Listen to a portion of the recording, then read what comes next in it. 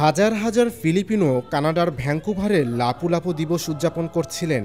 একটি গৌরবময় ঐতিহাসিক মুহূর্ত স্মরণে শনিবার রাতে সড়কে আয়োজিত এই অনুষ্ঠানে ঘটে গেল এক মর্মান্তিক ঘটনা। চোখের পলকেই উৎসব পরিণত হলো শোকে। জনতায় ঠাসা ভিড়ের মধ্যে হঠাৎই উঠে গেল একটি দ্রুতগতির গাড়ি, যাতে হতাহত হলো বহু মানুষ। গাড়ি উঠিয়ে দেওয়ার ঘটনায় অন্তত 9 জন নিহত হয়েছে বলে জানিয়েছে স্থানীয় পুলিশ। ঘটনার পেছনে কোনো উদ্দেশ্য রয়েছে কিনা তা জানায়নি পুলিশ। পুলিশ বলছে তারা নিশ্চিত যে এটা সন্ত্রাসী কোনো ঘটনা না। ঘটনার পরপরই 30 বছর বয়সী এক যুবককে উপস্থিত জনতা আটক করে পুলিশের হাতে তুলে দেয়।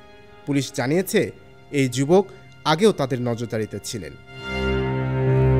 একটি সূত্র সিএনএনকে জানিয়েছে কানাডিয়ান কর্মকর্তারা এই ঘটনার পেছনে সন্দেহভাজনদের মানসিক সমস্যা দায়ী কিনা তা তদন্ত করছেন। কানাডার প্রধানমন্ত্রী মার্ক কার্নি ও ভ্যাঙ্কুভারের মেয়র ক্যান সিম এ ঘটনায় গভীর শোক প্রকাশ করেছেন। ইন্টারন্যাশনাল ডেস্ক, দৈনিক করতোয়া।